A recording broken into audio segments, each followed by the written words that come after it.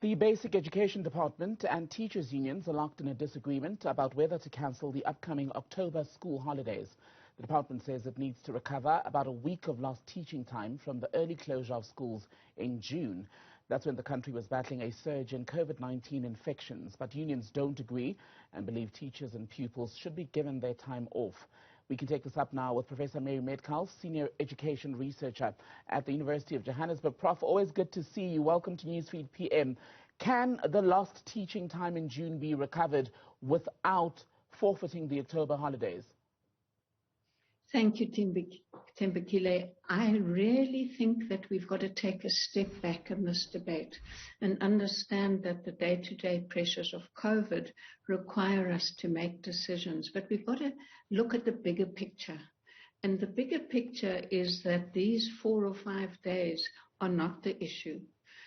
What the big issues are around COVID is that it's here for we don't know how long. We're facing continued mutating and new variants, and there's massive implications for education which are not going to be resolved by 4 or 5 days here or there.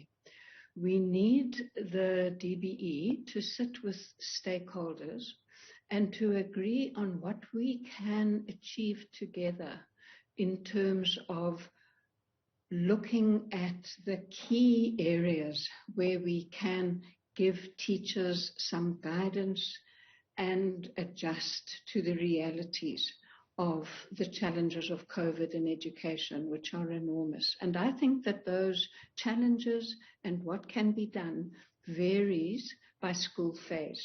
The grades 10, 11 and 12, the foundation phase, primary school, lower secondary school.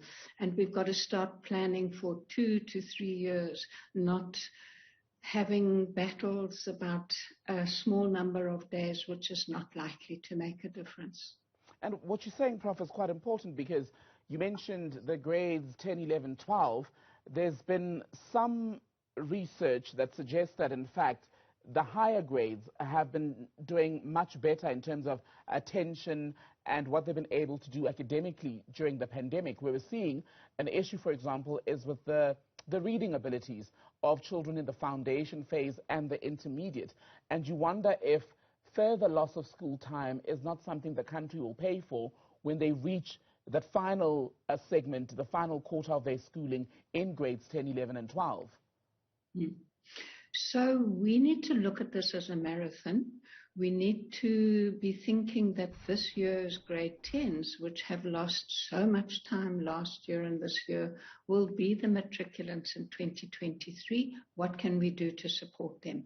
We need to understand that dropout is a major factor in high schools. We need to be thinking, what can we do for the grade 10, 11s and 12s to support them? And what do we need to do with the grade 9s who come into high school and are finding their feet in very difficult circumstances? These are problems that we need to have a long-term strategy for. And as you say, when you look at primary school, although there was an intention of the DBE to return primary schools to daily attendance rather than attending every alternate day, that hasn't worked for all schools because of the challenges of complying with COVID protocols such as distance. So we have learners in primary schools and in secondary schools, some attending every day, some attending on alternating days. For primary schools, you're correct to focus on reading. We need to prioritize literacy and numeracy throughout the primary school. And we need to know that if we can really focus on securing good performance in those 2 areas, that other subjects will benefit because learners will be able to read and use numeracy skills. And we need then to support learners to learn at home. But we must, I think, avoid being drawn into disputes about small solutions which don't address the big questions of supporting teachers in this constant challenges of COVID, the stop-start, and understand that this is a long-term issue. We need to work together to make sure we resolve the challenges that we're facing. And is there enough, Prof, of that prioritization of what needs to go into this very unusual period of learning? Because you and I were having this very conversation around this time in 2020. Yeah. So one of the principles that should guide these conversations between the DBE and stakeholders is the importance of maximizing the time that learners have at school. You know, it's so hard for teachers and for learners that they are able to only attend every second day in many instances. And that destabilizes young children, all primary school children, the sense of when will I go to school? Will I be able to walk with my neighbor? Will my older brother be able to walk with me? Now, what we know, and there's lots of things that we know that learners have lost a lot of time.